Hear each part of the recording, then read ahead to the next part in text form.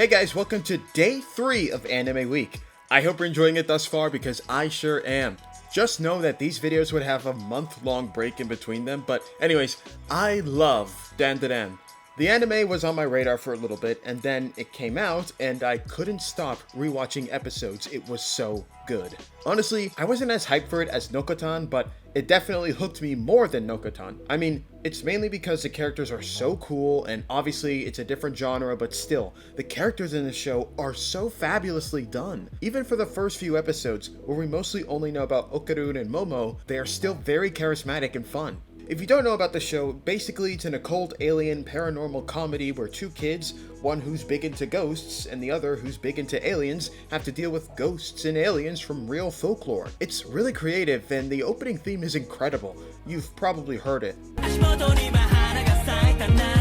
The art is also amazing, but before I gas this show up, I need to talk about the main theme of this video. You see, I was chilling on a Thursday night, watching episode 3 when Okarun and Momo were chatting. Okarun, a lonely nerd boy loser, was telling Momo that the next time they're in trouble, he will make sure to save her because she saved him the last time. And he pleads her to keep being his friend, his only friend, because he felt guilty about not being more active in their last fight. Oh, and I was being serious about the real folklore part. That Flatwoods monster is a legit alien in West Virginia, if you didn't know. Pretty cool, but anyways, you can tell by the way he grips his shirt that he really wants to hold on to the friendship he has with Momo. And since he's never had friends before, he's probably trying his best to apologize to make sure she's not disappointed or annoyed by him. Of course, she's like, "You're overthinking everything, relax." And then he's like, and yeah, but she reassures him by letting him know that he was a good fighter back there. Anyways, I thought this moment was significant because I could really relate to it. If you guys watched my Spider-Verse videos, which you probably did since that's why there's 10k of you subscribed, you'd probably realize that I've been very insecure during my high school career. When you're like me, you're reserved, more reluctant to talk, and can be described as quiet by the people around you. However, there's usually one person that I really attach to, like really attached to, and not in a clingy way, but like someone I text a lot because I secretly like to yap. The thing is, when I do that, and I text one person a lot, I fear that those moments of not replying or those drier messages are a sign that I'm annoying them. I feel like they don't actually want to talk to me most days and they are just waiting for me to stop replying. The reason this relates to Ken is because I'm guessing he was going through somewhat of the same thing. He's probably had this in the back of his mind ever since he met Momo, that he's been a burden to her, because now she has to hold back his curse and keep him at her house. And he almost got her killed because he has a curse and she had to remove the seal to get into her house. I mean, his is a little more intense than mine, but you get the idea. This whole time that was probably on his mind, and it's why he was quick to apologize when she actually called him a pain.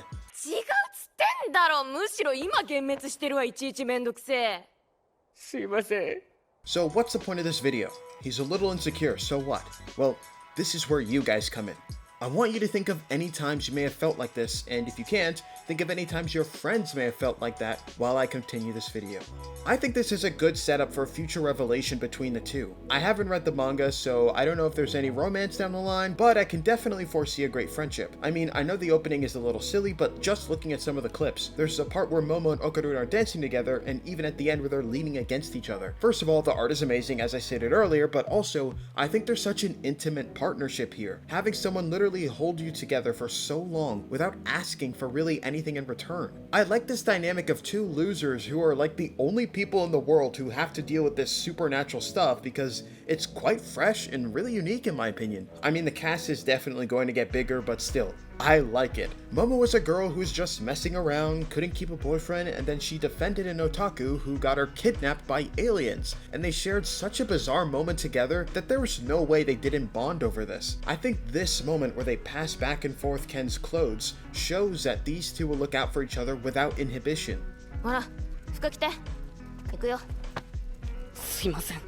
Ken is literally down to his underwear, and he still offers Momo his clothes even though they just met. And when she says he has to beat Turbo Granny to lift the curse, he declares he'll go it alone as to keep her out of danger. But she still offers to go with him. This is a wonderful moment to me as it shows these two kids' bravery but also empathy. こんなことになったのも全部自分のせいなんで、どうにか根性でトンネルまで行きますから、その後はどうにかします。なんで一緒に来てって言えないの？いいんですか？自分なんかに協力しても。そういうのめんどくさい。 And they will definitely not forget this. 信じるわ、宇宙人。てか誘拐されたし。自分も幽霊信じます。呪われましたから。 I think that's what you should think about if you ever feel like your friend is going to ghost you. And I'm not talking about spirits. Okay, bad joke, but yeah, the lesson of this video is to appreciate what you have with your friend. And maybe if you're feeling like something is rocky, just bring it up. Because you probably don't even realize it, but your friend still cares about you. They probably don't even realize that they accidentally built a habit of slamming the door on you. So yeah, be there for each other and be kind to each other. Your friends should mean a lot to you. If that helps anybody, let me know. If you don't care, then I'll finally talk about some of my other thoughts on the show. Okay, so the art is actually amazing. I love the action pieces and everything feels fluid and intentional. The color palettes are great, and I love that when the flatwood monster attacks, everything slowly becomes black and white, so that when Okarun transforms, he's the only color, and it's red.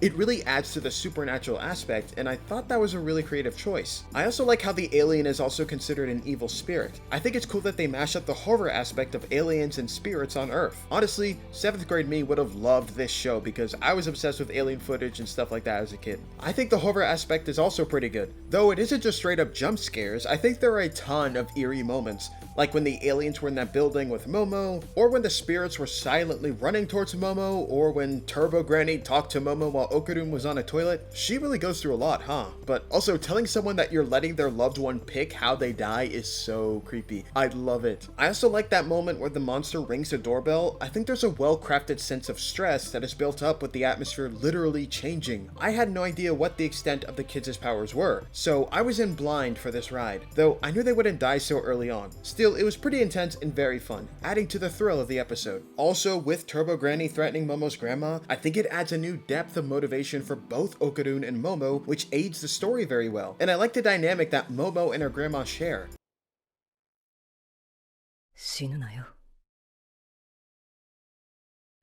Also, Momo's grandma is funny. Like, why was he chasing Okarun like this? And Momo's so unserious sometimes. And speaking of that, this show is actually really funny, and the characters are all different, so it helps with the jokes. I especially like that scene where Okarun has to use the bathroom, but he can't be out of Momo's sight since she has to see him to hold his curse down. So it becomes this big issue when he rushes in her house and he can't hold it anymore.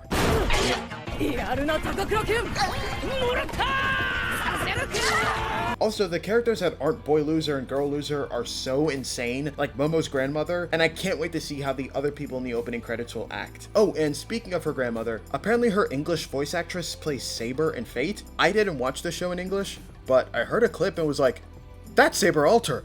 So if you're wondering how you got barbecued before, it's because I was already standing inside my barrier. This is your last warning. If you're still stubborn enough to try to follow us, I will cut off your head. But also, I probably should have been watching the English version too because all of the actors are amazing. It's kind of funny how Nier Automata and Fate Stay Night actors are in this show in both languages, so it's no surprise that the cast is good. Also, episode 4 was a really fantastic episode. Amazing effects, music, set pieces, action sequence, and of course, voice acting.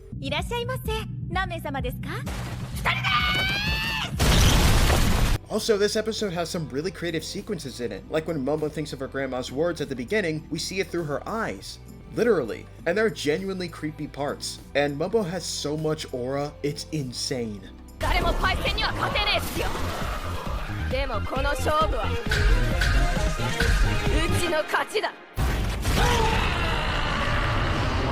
Finally, the music is great, as I mentioned the opening credits, but also everything else. Overall, it's an amazing show, and I can't wait to finish it because it seems like it's going to be one of the greater animes this year. I'm also really excited to see how the friendship between Momo and Ken evolves, whether they'll have a fallout or need to reunite at some point, similar to how they helped each other in the first episode. Okay, so episode 4 came out after I wrote the script, and I probably should have waited, but yeah. At the end of episode 4, Momo says matashita, or see you tomorrow, when they both contemplate the word sayonara, or goodbye, implying that they wouldn't see each other for a while.